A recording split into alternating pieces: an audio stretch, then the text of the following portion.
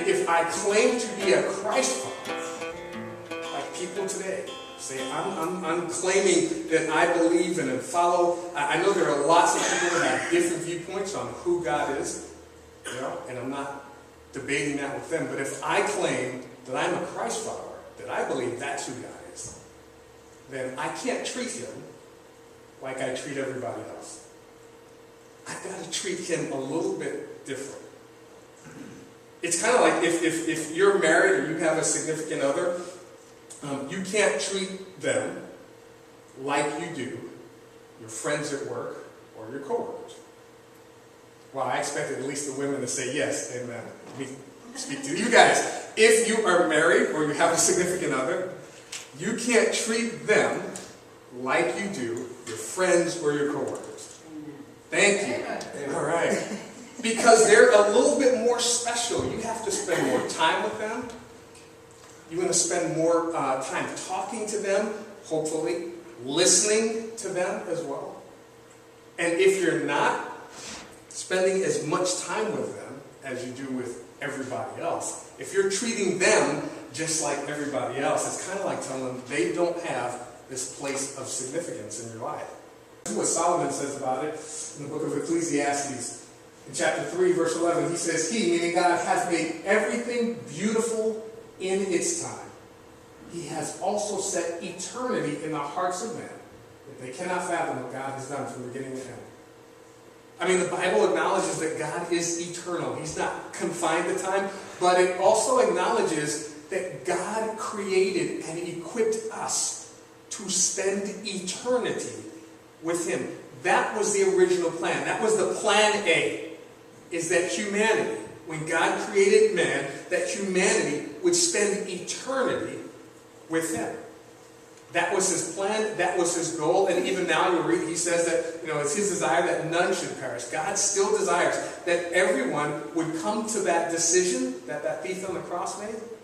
That, hey, you know what, there's some stuff in me, you call it sin, call it iniquity, call it issues, call it whatever you want, that prevents me from connecting with God. That Jesus, who is sinless, through my faith in Him, I can reconnect with God. Because He already wiped away all those sin, all those issues, all that iniquity, all that stuff that keeps me from connecting with God. From the beginning of time to whenever time ends.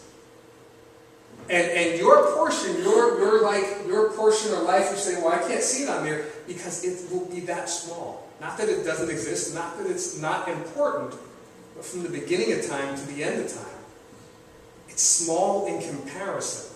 Now, think of it this way. If that is the beginning of time and the end of time, right? Step outside of that and make this pencil.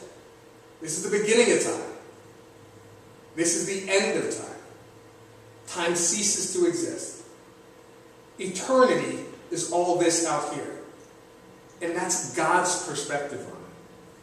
He sees all of time because He's not bound by time. So at the same moment He's looking at your birth, He's looking at your death. He's looking at your grandchild's birth. He's looking at the beginning of time. He's looking at the beginning of our nation. He's looking at the end of whatever nation's end. And He sees all that. He's not bound by it. He sees it all in an instant, all viewable at the same time. And all this out here, this is all eternity.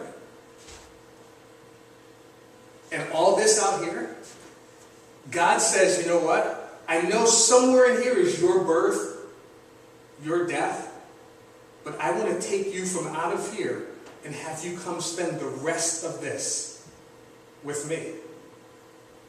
And if you think about your very best day, like the most awesome day of your life, which every husband on the way home, yes, it was the day I married you, honey. But if you think about the very best day of your life, and the very best moment of that day, and how amazing that was, it will pale in comparison to an eternity with God.